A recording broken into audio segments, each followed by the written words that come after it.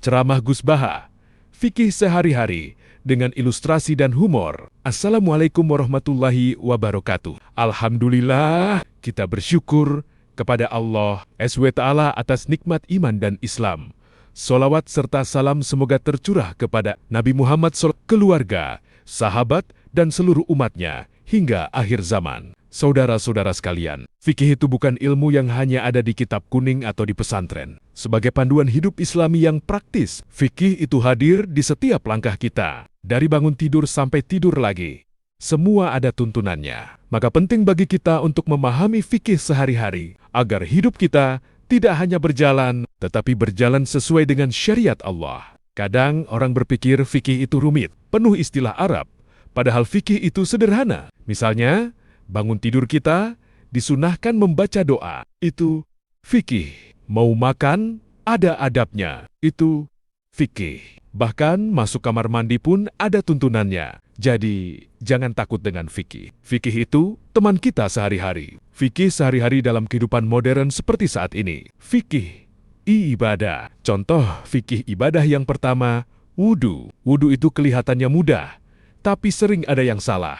Ada orang yang terburu-buru, tidak meratakan air ke siku atau tumit. Padahal Rasulullah SAW menekankan pentingnya menyempurnakan wudu. Gus Baha sering bercanda, kalau wudu cuma basah-basahan, ya sama saja kayak mandi hujan. Contoh fikih ibadah yang kedua, salat. Salat adalah tiang agama, tapi kadang kita salat sambil terburu-buru, pikiran kemana-mana. Gus Baha sering mengingatkan, jangan jadikan salat seperti rutinitas kosong. Salat itu kesempatan untuk berdialog dengan Allah. Kalau kita bisa khusyuk, maka salat akan menjadi penyejuk hati. Contoh fikih ibadah yang ketiga, puasa. Puasa Ramadan bukan hanya menahan lapar dan haus. Puasa itu latihan menahan diri. Gus Baha sering berkata, puasa itu bukan sekadar tidak makan, tapi juga tidak marah-marah. Kalau puasa tapi tetap suka marah, itu namanya diet, bukan ibadah. Fikih muamalah. Contoh fikih muamalah yaitu mencari rezeki. Dalam mencari rezeki, fikih mengajarkan prinsip halal dan haram. Rasulullah SAW bersabda, contoh fikih muamalah lainnya yaitu sedekah. Sedekah itu bukan hanya memberi uang, tapi juga memberi senyum, memberi bantuan tenaga, memberi ilmu. Gus Baha sering bercanda, kalau tidak punya uang, sedekah dengan senyum saja sudah cukup. Tapi jangan senyum ke orang yang sedang marah, nanti dikira mengejek. Fikih keluarga. Dalam rumah tangga, fikih mengajarkan adab suami istri. Rasulullah SAW bersabda, sebaik-baik kalian adalah yang paling baik kepada keluarganya. Pendidikan anak juga bagian dari fikih. Gus Baha sering berkata, kalau anak pintar tapi tidak punya akhlak, itu bahaya. Bisa jadi pintar menipu.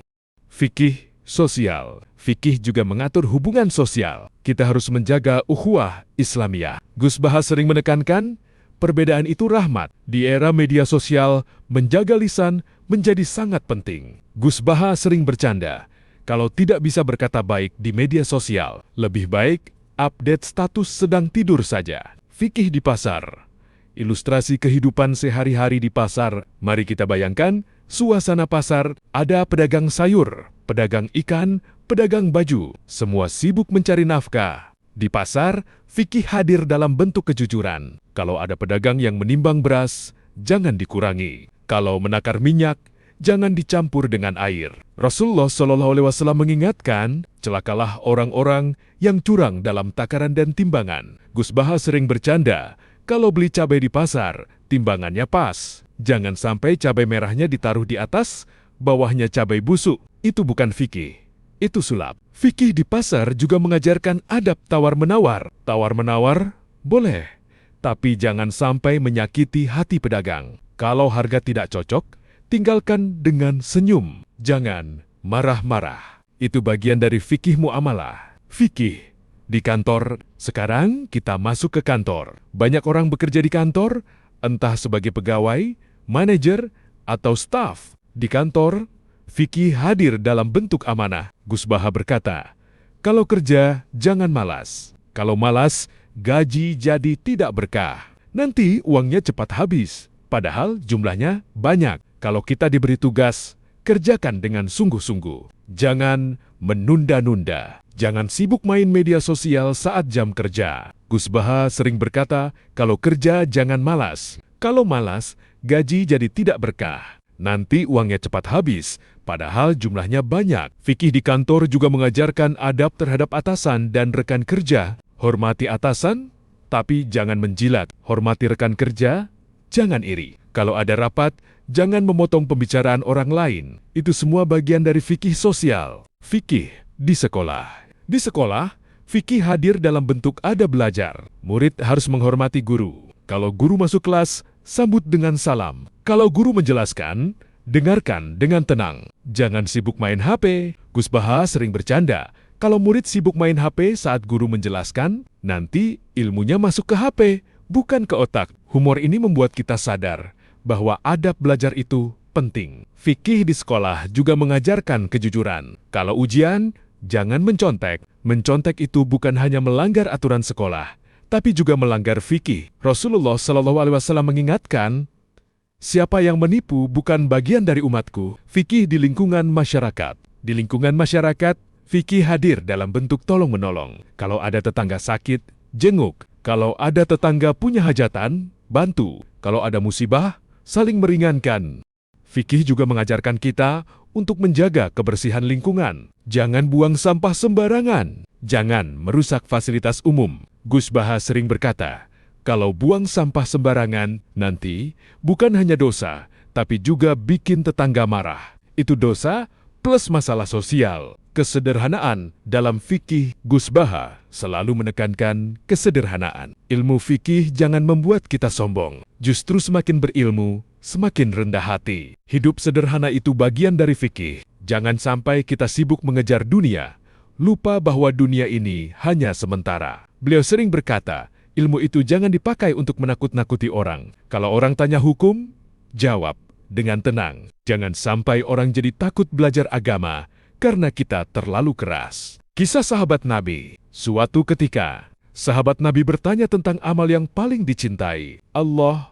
Rasulullah SAW menjawab, salat tepat waktu. Lalu ditanya lagi, apa setelah itu? Jawabnya, berbakti kepada orang tua. Lalu ditanya lagi, apa setelah itu? Jawabnya, jihad di jalan Allah. Gus Baha sering menjelaskan kisah ini dengan sederhana. Lihat, amal yang paling dicintai Allah itu bukan yang rumit. Salat tepat waktu, berbakti kepada orang tua, itu fikih sehari-hari. Jangan sampai kita sibuk mencari amal besar, tapi lupa amal kecil yang setiap hari bisa kita lakukan. Humor dan hikmah. Ceramah Gus Baha selalu diselingi humor. Misalnya, ketika membahas fikih makan, beliau berkata, kalau makan jangan rakus. Rasulullah SAW mengajarkan sepertiga untuk makanan, sepertiga untuk minum, sepertiga untuk napas. Tapi orang Indonesia kadang sepertiga untuk nasi, sepertiga untuk lauk,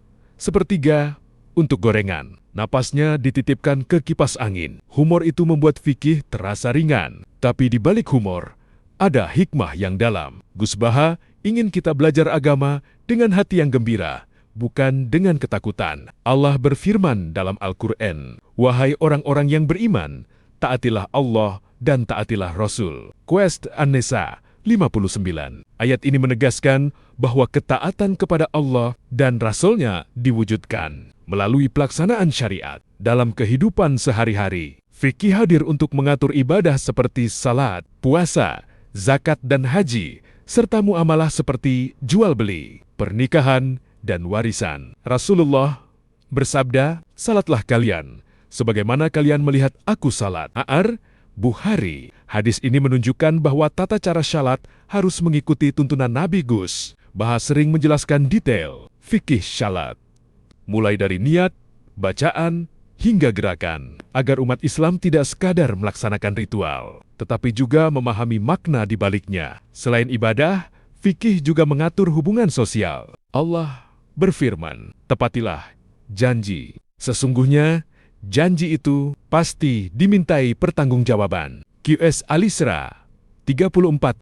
Ayat ini menjadi dasar pentingnya amanah dalam dalam jual-beli, misalnya, kejujuran adalah syarat utama. Rasulullah bersabda, pedagang yang jujur dan amanah akan bersama para nabi, orang-orang yang benar, dan para syuhada. Tirmidzi. Fikih sehari-hari juga mencakup hal-hal kecil yang sering kita lakukan, seperti adab makan, berpakaian, atau berinteraksi dengan tetangga. Gus Baha menekankan bahwa fikih bukan sekadar hukum, tetapi juga etika yang membentuk karakter seorang muslim. Kesederhanaan dalam fikih juga menjadi ciri khas Gus Baha.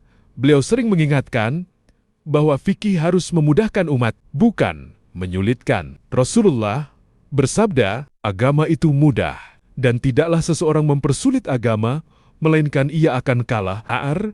Bukhari. Dengan fikih yang sederhana dan aplikatif, umat Islam bisa menjalani kehidupan sehari-hari dengan tenang dan penuh keberkahan. Sebagai penutup, mari kita renungkan firman Allah, apa yang diberikan Rasul kepadamu, maka terimalah, dan apa yang dilarangnya, maka tinggalkanlah. QS Al-Hasir 7. Fikih sehari-hari adalah wujud nyata dari ketaatan kepada Rasulullah. Dengan memahami fikih, kita bisa menjalani hidup sesuai tuntunan syariat, menjaga hubungan dengan Allah, dan memperbaiki hubungan dengan sesama. Fikih sehari-hari adalah panduan hidup Islami yang menyeluruh. Dari ibadah, muamalah, keluarga, hingga sosial, semua ada tuntunannya. Dengan memahami fikih, kita bisa menjalani hidup yang lebih tenang, teratur, dan penuh keberkahan. Inti dari fikih adalah mendekatkan diri kepada Allah dengan cara yang benar dan penuh kasih sayang. Semoga ceramah ini bermanfaat, menambah ilmu, dan menjadi amal jariah bagi kita semua.